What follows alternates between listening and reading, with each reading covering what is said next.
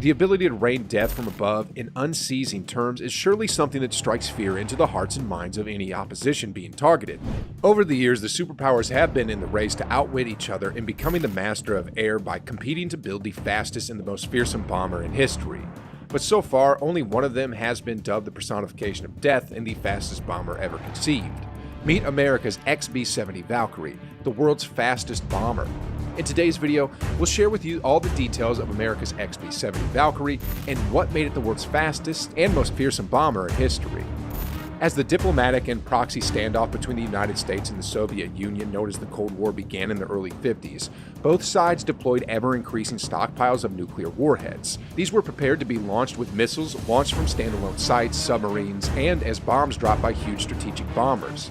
Both sides had their own, and these were specifically designed to fly over to the enemy side across huge distances and drop their nuclear payloads off for mass destruction if it ever came to it.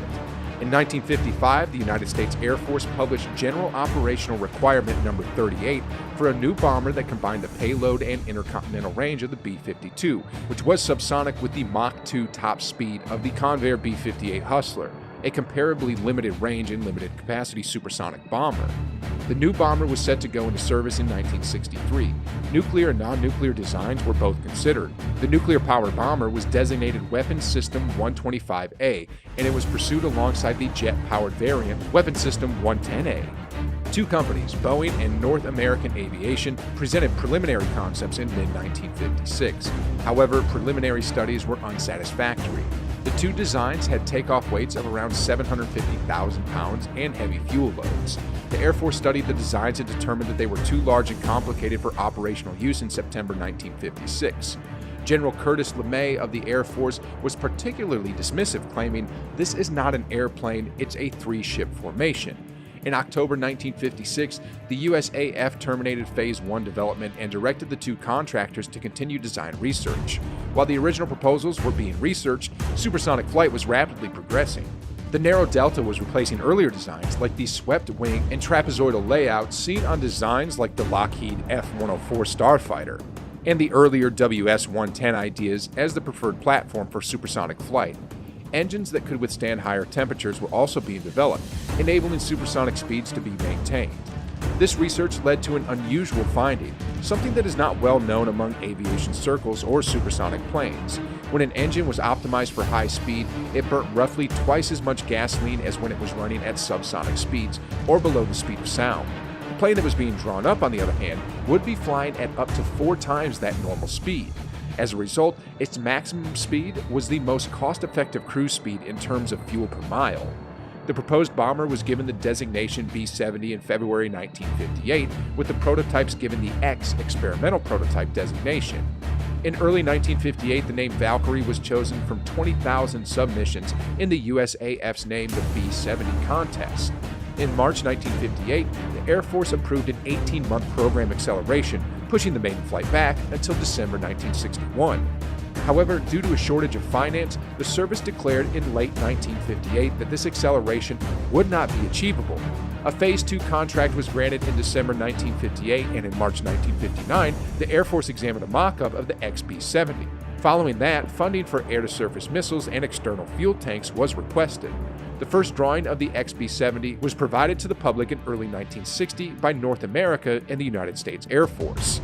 The B-70 production version was supposed to use a high-speed, high-altitude bombing approach, which followed a trend of bombers flying faster and higher since manned bombers were first used. However, in 1960, Gary Powers' U-2 was shot down by the S-75 Dvina, one of the first Soviet-guided air defense missiles. Nothing was safe if the U-2 wasn't. Bombers, least of all. Faced with this dilemma, the military doctrine has already begun to shift away from supersonic bombardment at high altitudes and toward low-altitude penetration. Because radar operates on a line-of-sight basis, aircraft might drastically reduce detection distances by flying near the ground and concealing behind terrain. When attacking aircraft at high altitudes, missile sites positioned to overlap in range would create enormous gaps in coverage for bombers flying at lower altitudes. The bombers could fly through and around the defenses if they had a good map of missile positions. Low-level flying also provided covers for fighters. If a higher altitude aircraft's radar was focused on detecting objects at a lower altitude, the ground reflection would overpower the signal received from a target. Strategic Air Command was in an awkward situation. Bombers had been tuned for efficiency at high speeds and altitudes, a performance that had come at a considerable cost in terms of both engineering and money. SAC had launched the B-58 Hustler to replace the Boeing B-47 Stratojet in the medium-range function before the B-70 was to replace the B-52 in the long-range duty. In comparison to the B-47, the Hustler was expensive to develop and buy, requiring a lot of fuel and maintenance. The B-52, which was significantly larger and had a greater range, was anticipated to cost 3 times as much to operate. In comparison to the B-58, the B-57 suffered significantly more. It was designed for higher speeds, altitudes, and ranges. The B-70 was 4 times quicker than the B-52 at high altitudes, but at low altitudes, it was limited to Mach 0.95, just slightly faster than the B-52 at the same altitudes. The bomb load was also smaller, and the range was shorter. Its only significant advantage would be the capacity to travel at high speeds in places lacking missile protection, particularly on long route from the United States to the Soviet Union. Any advantages were slim, and the project was looking to be a waste. The chairman of the Joint Chiefs of Staff, Air Force General Twining, recommended the Air Force's plan for the B-70 to reconnoiter and strike rail mobile Soviet ICBMs at 2 secret meetings on November 16th and 18th, 1959. However, the Chief of Staff of the Air Force, General White, admitted the Soviets would be able to hit the B-70 with rockets and requested the B-70 be downgraded to a bare minimum research and development program at $200 million for the fiscal year. The Air Force declared in December 1959 that the B-70 project would be reduced to a single prototype and that most of the intended B-70 subsystems would be scrapped. Then, due to the politics of the 1960 presidential race, interest grew, and it became a political instrument. The B-70 was used to illustrate how Eisenhower and the Republicans were weak on defense during John F. Kennedy's campaign. He told a San Diego audience near North American aviation facilities, "I endorse wholeheartedly the B-70 manned aircraft." However, his tone would change in office. On March 28, 1961, after spending $800 million on the B-70 program, Kennedy canceled it as unnecessary and economically unjustifiable. Air Force officials still tried nonetheless.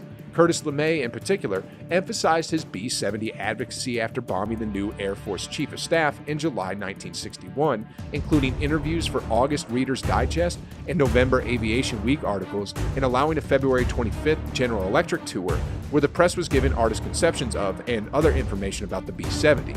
In an effort to revive the bomber development, Congress had also renewed B-70 appropriations. After Secretary of Defense Robert McNamara told the House Armed Services Committee on January 24, 1962, that the B-70 was indefensible, LeMay pushed for it in front of the House and Senate committees, admonished by McNamara.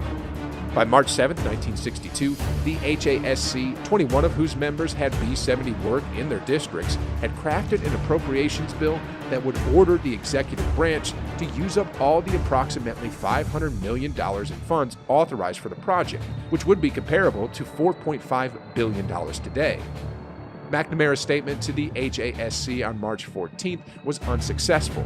Still, an 11th hour White House Rose Garden compromise between Kennedy and HASC Chairman Carl Vinson on March 19, 1962, reversed the bill's language and the bomber was canceled. However, the prototypes were built and were slated to be used for advanced research in aerodynamics, propulsion, and other aspects of massive supersonic transports. A navigator and a bombarder were not required for this research mission.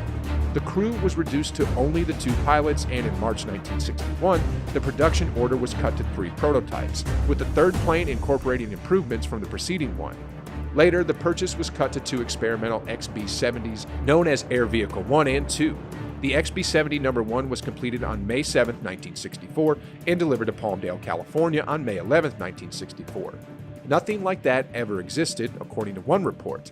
On October 15, 1964, AV-2 was completed. The 3rd prototype was canceled before it could be completed in July 1964, however.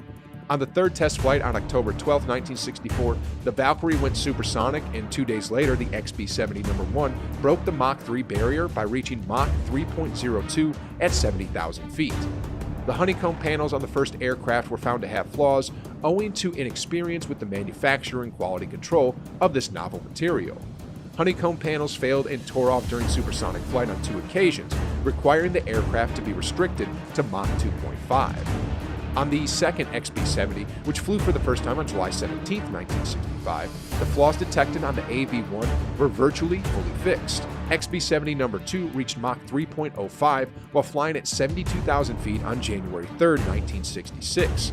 On April 12, 1966, AV-2 hit Mach 3.08 and sustained it for 20 minutes.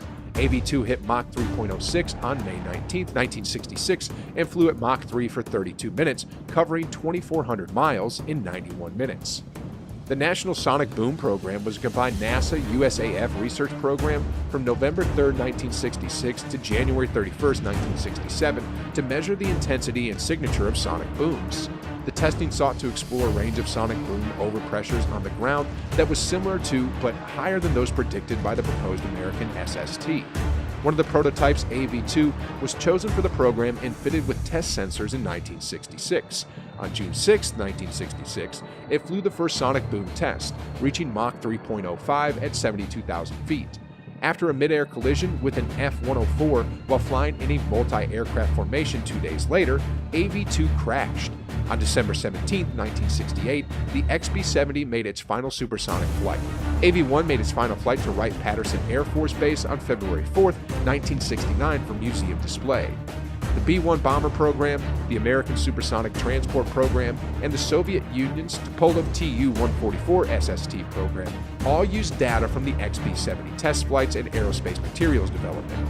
The development of the Lockheed U-2 and SR-71 Blackbird reconnaissance planes, as well as the XB-70, motivated Soviet aerospace experts to design and construct the MiG-25 Inceptor, which could fly at high altitudes and speeds. The research experience gained from the project influences aircraft design today, as design innovations prove that larger airplanes could fly supersonically. We just have to find a way to solve the fuel and sound issues. It never saw service, but it nonetheless positively impacted plane tech. So, what do you think about the XB-70? Share your thoughts in the comments, and we'll try to reach as many of you as possible.